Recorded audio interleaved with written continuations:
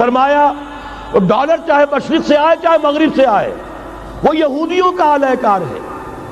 آپ نے اگر $1 نوٹ کا اگر کبھی نقشہ دیکھا ہو، اس کے اوپر جو سگنیا بنا ہوا ہے، جو نشان ہے، وہ کیا ہے؟ پیرامڈ، احرام مصر۔ یہ کن کے لیے اہمیت رکھتے ہیں؟ ہزارہا یہودیوں کا خون اور ان کی ہڈیاں ان پیرامڈز کے تلے دبی ہوئی۔ جب یہ احرام بنائے گئے تھے، یہ یہودی وہاں غلامی کے دور میں تھے، بیگار ان سے لی جا رہی تھی، بڑے بڑے پتھر جب گرتے تھے تو پسنے والے یہودی ہوتے تھے۔ یہ ان کی اپنی جیسے ہولوکاسٹ، جیسے انہوں نے اس کو اپنا سمبل بنایا ہوا ہے، اسی طریقے سے پیرامڈ، مصر کا پیرامڈ، یہ گویا کہ ان کے اس زوال کا ایک نشان ہے، اور اس پر ایک آنکھ بنی ہوئی ہے، ایک آنکھ، کان دجال کی آنکھ، وہ دیکھ رہی ہے۔ عجیب ہے یہ symbol.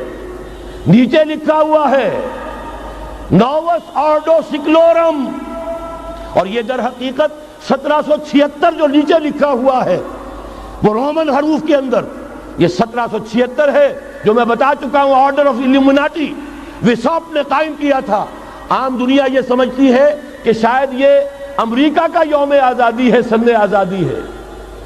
1 May us order of الومناٹی کی تاسیس 1 مئی کو ہوئی ہے۔ یہ 1 مئی جو منایا جاتا ہے، دھوکہ یہ دیا گیا ہے کہ یہ شکاگو کے جو مزدور ہیں ان کی یادگار ہے۔ حقیقت میں یہ 1 مئی اور 1776 آرڈر آف دی الومناٹی کی تاسیس کی تاریخ ہے۔ ڈالر میرے اس دیش کو ناپاک نہ کرنا، اور میں تو انہیں داد دیتا ہوں، جو کچھ انہوں نے، شاعر کہتے ہیں اس کو جو صاحب شعور ہے، اس صاحب شعور نے جو مشاہدہ کیا ہے کہ ڈالر آئے گا تو کیا آئے گا ہمارے ہاں، میری تو فکر کے اندر رچ بس گیا ہے۔ پاکستان کے بارے میں جب کہا تھا، اے آندھیوں سنبھل کے چلو اس دیار میں، امید کے چراغ جلائے ہوئے ہیں ہم، ہماری امیدوں کے چراغ ہے یہ، اسلام کا گہوارہ بننے والی ملک ہے یہ، اس کو ہم نے قائم کیا تھا اسلام کے لیے، یہ آندھیاں نہ چلیں، اس ملک کو ہم نے اسلام کے چراغ جو ہے ہم نے اس میں روشن کیے ہوئے ہیں۔ اے آندھیوں سنبھل کے چلو اس دیار میں، امید کے چراغ جلائے ہوئے ہیں ہم۔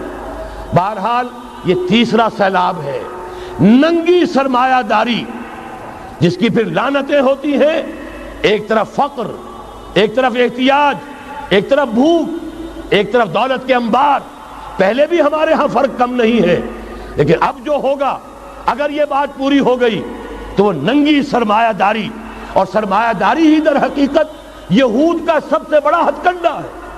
یہ بینکنگ کا نظام، یہ سارا کا سارا سودی نظام، یہ IMF، یہ ورلڈ بینک، یہی تو ان کے سب سے بڑے ادارے ہیں۔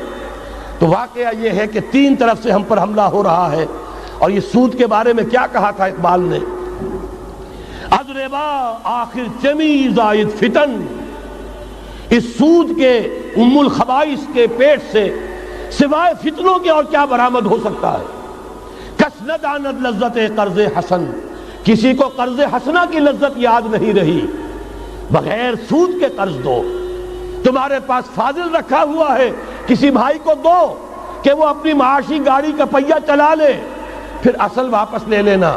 اگر اتنی ہمت نہیں ہے کہ ان تصدقوا فهو خیر لکم، صدقہ ہی کر دو تو سب سے اچھا ہے، دے ہی ڈالو اپنا فاضل سرمایہ۔ یسألونک ماذا ينفقون قل العفو، مت رکھو اپنے پاس، یہ گندگی ہے۔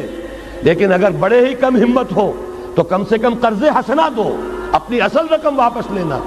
کس نہ دانت لذت قرض حسن، از ربا جاں تیرا دل چو خشت و سنگ، اس لیے کہ سود کے ذریعے سے انسان کے اندر تاریکی پھیل جاتی ہے، دل جو ہے اینٹ کے مانند، پتھر کے مانند سخت ہو جاتا ہے، کٹھور۔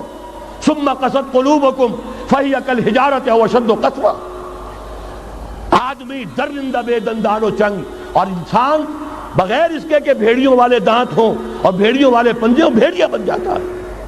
بہرحال اب کرنے کا کام کیا ہے اس کو سمجھیے۔ اس پوری صورتحال کا میں نے آپ کے سامنے نقشہ پیش کر دیا۔ ایک طرف مغرب سے نیو ورلڈ آرڈر، جو جیو ورلڈ آرڈر ہے، اس وقت کی سپریم پاور آن ارتھ، امریکہ کی سرپرستی میں بڑی تیزی کے ساتھ حملہ آور ہے۔ دوسری طرف وَمَكَرُوا وَمَكَرَ اللَّهُ، واللہ خیر الماکرین۔ اللہ کو پامردی مومن پہ بھروسہ، ابلیس کو یورپ کی مشینوں کا سہارا۔